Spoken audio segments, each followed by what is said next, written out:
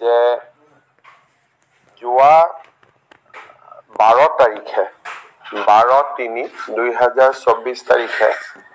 ভাৰত চৰকাৰে তেখেতসকলৰ কৰ্মচাৰীসকলৰ বাবে 4% দিয়ে এনাউন্স কৰিছে আৰু সাধাৰণতে ভাৰত চৰকাৰে দিয়ে এনাউন্স কৰিলে তাৰ সমান্তৰালভাৱে অসম চৰকাৰেও দিয়ে এনাউন্স কৰে আজি আমি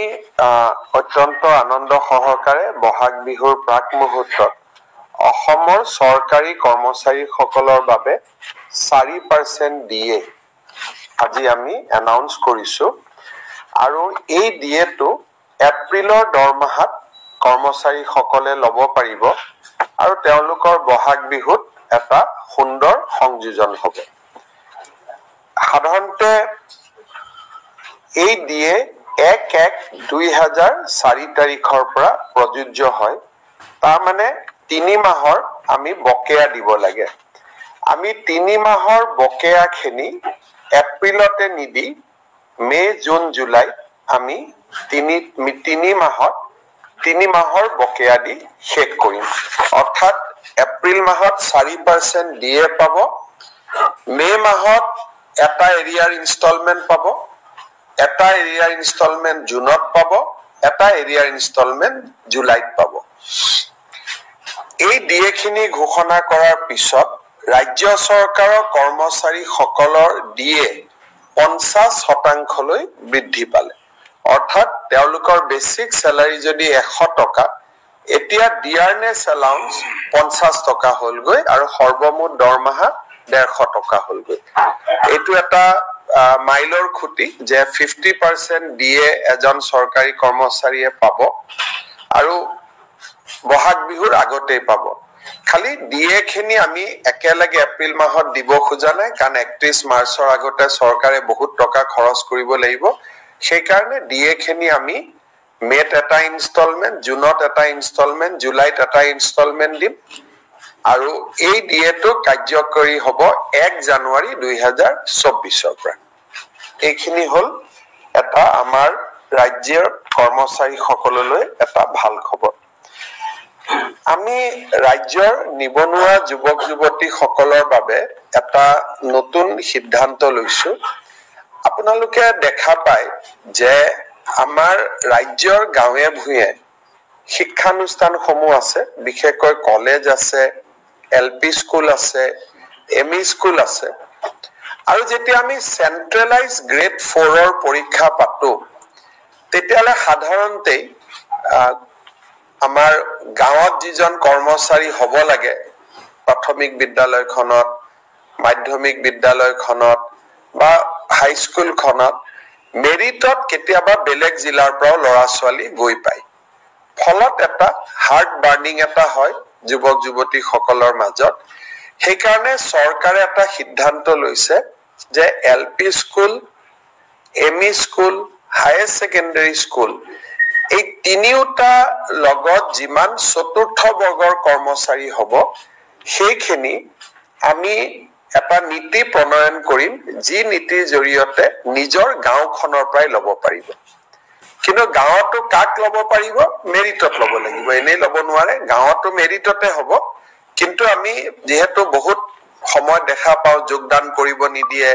মানুহৰ মাজত হাৰ্ট বাৰ্নিং হয় যে আমাৰ গাঁৱৰে এমই স্কুলখন নলবাৰী এমই স্কুল আৰু বৰপেটাৰ পৰা মানুহ আহিছে যোৰহাটৰ এমই স্কুল ডিব্ৰুগড়ৰ পৰা লৰা আহিছে জয়েন কৰিব অলপ লৰা ছোৱালীৰ মনত এটা হাৰ্ট বাৰ্নিং হোৱা আমি দেখা পাইছিলো সেই কাৰণে আমি এটা সিদ্ধান্ত লৈছো যে যিয়ে লৰা ছোৱালী যি জাগাত স্কুলখন হ'ব যদি এলপি স্কুলখন হয় সেই ৰেভিনিউ ভিলেজৰ পৰা হ'ব হাই স্কুলখন যদি হয় সেই গাঁও পঞ্চায়তৰ পৰা হ'ব বা হাই সেকেন্ডাৰী স্কুল হলেও গাঁও পঞ্চায়তৰ পৰা হ'ব এইটো এলপিৰ পৰা হাই সেকেন্ডাৰী স্কুললৈকে হ'ব কলেজত আকৌ মেৰিট বেচিছতে হ'ব বা আন সৰকাৰি পোষ্ট বিলাকতো মেৰিট বেচিছত হ'ব এইটো মেৰিট বেচিছত হ'ব বাট from that village হ'ব বা that পঞ্চায়ত হ'ব এইটোৰ ফলত যিবিলাক মানুহৰ এতিয়া ধৰক অংগনবাদী কৰ্মী এগৰাকী সেই গাঁৱৰে হয়, মেৰিটেড হয়, কিন্তু সেই গাঁৱৰে হয়, সেইকাৰণে হাৰ্ট বাৰ্ণিংটো নাথাকে। আমি এইবাৰ এটা সিদ্ধান্ত লৈছো যে আমাৰ এই ব্যৱস্থাটোৰ মাজেৰে হাৰ্ট বাৰ্ণিংটো একেবাৰে নোহোৱা হৈ যাব। গতিকে মই ভাবো যে অন্তত ইয়াৰ ফালৰ পৰা অলপমান আমাৰ গাঁৱত যিটো এটা অলপ মন বেয়া হৈ থাকে, সেই বেয়াটো অন্তত অলপ হলেও ৰেক্টিফাই হ'ব। আমি সকলোৱে জানো যে লাইটৰ বিল লৈ বিভিন্ন সময়ত মানুহৰ মাজত আলাপ আলোচনা চলি থাকে। প্ৰধানমন্ত্ৰী নৰেন্দ্ৰ মোদী ডাঙৰীয়াই গুৱাহাটীলৈ যেতিয়া আহিছিলে, তেখেতে এটা ডাঙৰ কথা কৈছিলে যে আমি যদি প্ৰত্যেকে ঘৰত 3 কিলোৱাটৰ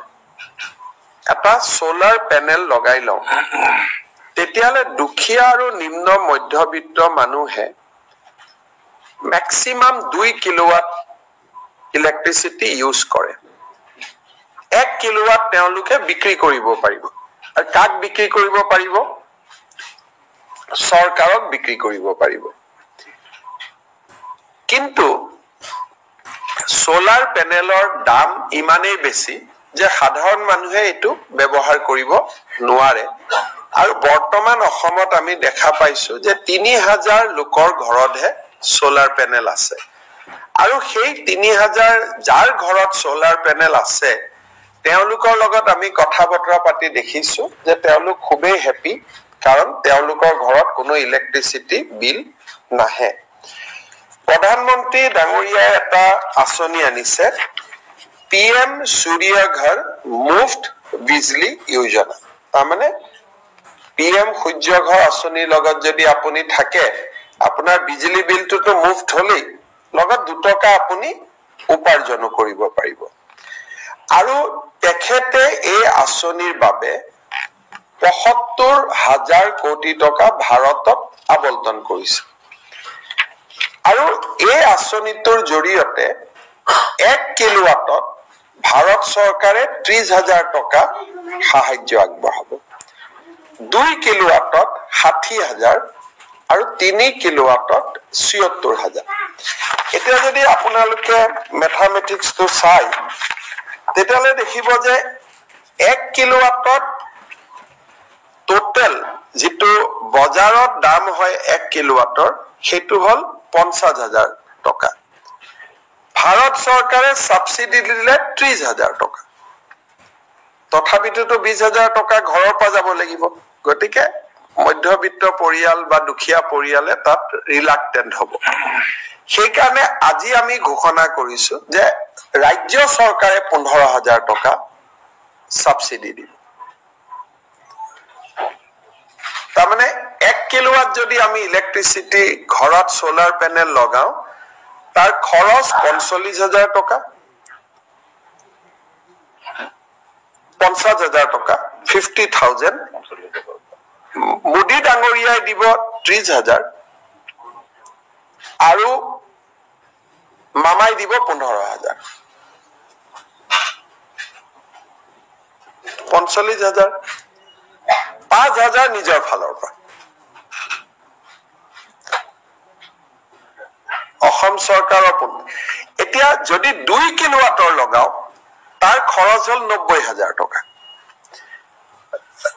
প্ৰজেক্ট কষ্ট হল 1 লাখ টকা। মোদী ডাঙৰীয়াই দিব 60,000, ৰাজ্য চৰকাৰে দিব 30,000। তাৰমানে নিজৰ ঘৰৰ পৰা 10,000 টকা লগাব লাগিব। আৰু যদি 3 কিলোৱাট যদি আমি লগাও, মোদী ডাঙৰীয়াই দিব 78,000, আমি দিম 45,000। তাৰমানে 1,50,000 টকা লাগে 3 কিলোৱাটত, 1,25,000 টকা সাবসিডি হিচাপে পাব, 25,000 টকা দিব লাগিব। এতিয়া আমি এটা হিসাব কৰি চাইছো, যেতিয়া এই 5,000 টকা আপুনি পকেটৰ পৰা দিব লাগিব। যদি এবছৰ ঘৰৰ ইলেক্ট্ৰিচিটিৰ বিলটো নিদিয়ে, 5,000 টকাটো উঠি গল। যদি 2 কিলোৱাট লগাই 2 বছৰ ইলেক্ট্ৰিচিটি বিলটোত উঠি যাব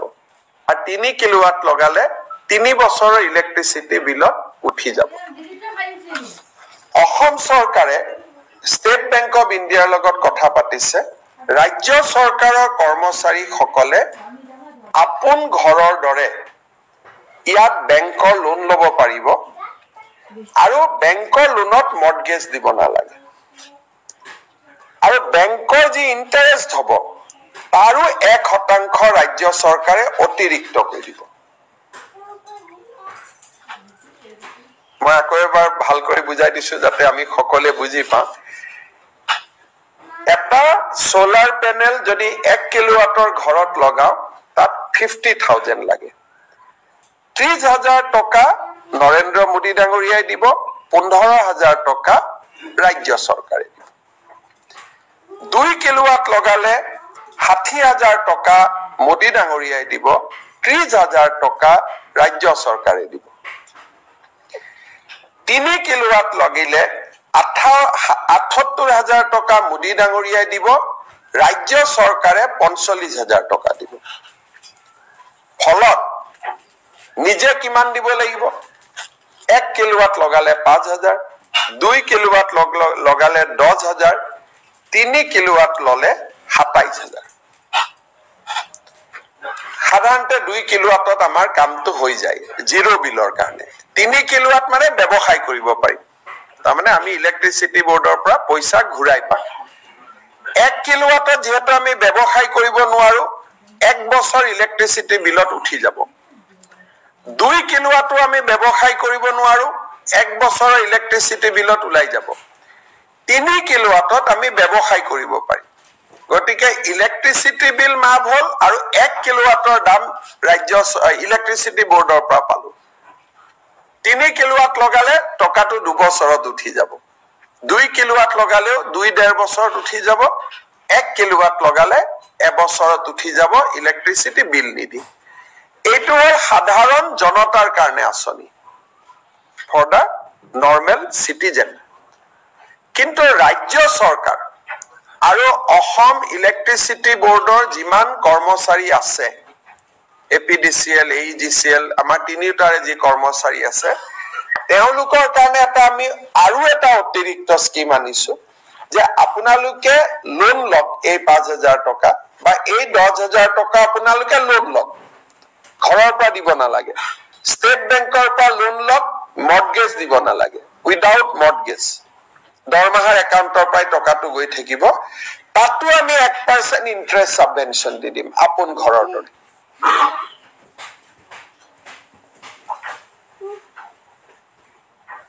সাংবাদিকসকলকো আমি এইটো আপোনালোকে যদি ঘৰত সোলাৰ পেনেল লগাই দিয়ে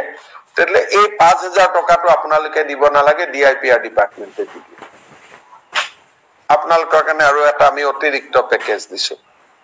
যাতে আপোনালোকে ঘৰত তেতিয়া স্মাৰ্ট মিটাৰ কথা কৈ নাথাকে আৰু ঘৰত নিজে নিজে ঘৰত ইলেক্ট্ৰিচিটি বিল নাহিব তো এইটো এটা প্ৰধানমন্ত্ৰী সূৰ্য ঘৰ আঁচনি আপোনালোকে ইয়াত কেনেকে আবেদন কৰিব লাগে জানে যে পোষ্ট অফিচত গৈ আবেদন কৰিব পাৰে নহলে এটা পোৰ্টেল আছে https:/pmsuryaghar.gov.in অহাকালি ৰাতিপুৱা আমি টেলিভিছনতো গোটেই স্কিমটো দিম এডভাৰটাইজ আকাৰে আৰু বিজ্ঞাপনো দিম ৱেবসাইটৰ তাতে ডিটেইলছ পাই যাব আৰু পোষ্ট অফিচত ডাইৰেক্টলি আবেদনো কৰিব পাৰে https:/pmsuryaghar.gov.in এই আঁচনিটো লৈ কেইটামান দিন আগতে মই কমপ্লেইন পাইছিলো শোণিতপুৰ জিলাত কিছুমান দালাল মানুহে ইয়াত সোমাইছে গতিকে মই ৰাইজক আহ্বান জনাম কোনো মাজৰ মানুহৰ সহায় নলব ঘৰত যাব পোৰ্টেলত ঘৰৰ পৰা আবেদন কৰিব কাৰণ ইয়াত দালালৰ কোনো স্থান নাই সিলেকশন ফাৰ্স্ট কাম ফাৰ্স্ট বেসিস কাৰণ টোটালটো ৭৫,০০০ কোটি টকা গোটেই ভাৰতৰ পৰা এপ্লাই কৰিব গতিকে গোটেই 100 কোটি ভাৰতীয় আবেদন কৰিলেতো নহব 5 কোটি মানে পাব কিমান ৰাকেশ টাৰ্গেট ৰাখা হয় तो 1 करोड़ रखा हुआ है 1 करोड़ যদি অসমত আমি পাম 5 লাখ পাম গতিকে ফার্স্ট কাম ফার্স্ট বেসিছত হলে ভাল কিন্তু এই আঁচনিটো ইমান ভাল যে এই বছৰে বছৰে এক্সটেনশন হৈ গৈ থাকিব প্ৰধানমন্ত্ৰী ডাঙৰীয়াৰ মনত ইচ্ছা যে ইন দিস ডিকেডস আমি সোলাৰলৈকে গুছি আহিব লাগে যাতে আমি তাৰ ওপৰত ডিপেন্ডেন্ট নহওঁ ইলেকশন বিকাশ যাত্ৰা প্ৰধানমন্ত্ৰীৰ ভ্ৰমণ এই গোটেই কেইটা ব্যস্ততাৰ মাজত মই নিজেও মোৰ বেয়া লাগি আছে যে মোদী ডাঙৰীয়াক আমি সাংবাদিক মেল এখন কৰি ধন্যবাদ দিব পৰা নাই যে নৰ্থ ইষ্ট ইণ্ডাষ্ট্ৰিয়েল পলিচি তেখেতে আকৌ এবাৰ ঘোষণা কৰিলে এই যেটো নৰ্থ ইষ্ট ইণ্ডাষ্ট্ৰিয়েল পলিচি আছে এই পলিচিত তিনটা খুব ইম্পৰ্টেন্ট পইণ্ট হৈছে যে ইয়াত ক্যাপিটাল ইনভেষ্টমেন্ট যিমান হ'ব 100% ক্যাপিটাল সাবসিডি পাব with a upper cap of 7.5 crore তাৰমানে 100 কোটি টকাৰ যদি এটা ইণ্ডাষ্ট্ৰি আমি লগাও আমি 7.5 কোটি টকাৰ ভাৰত চৰকাৰৰ পৰা সাবসিডি পাব পাৰো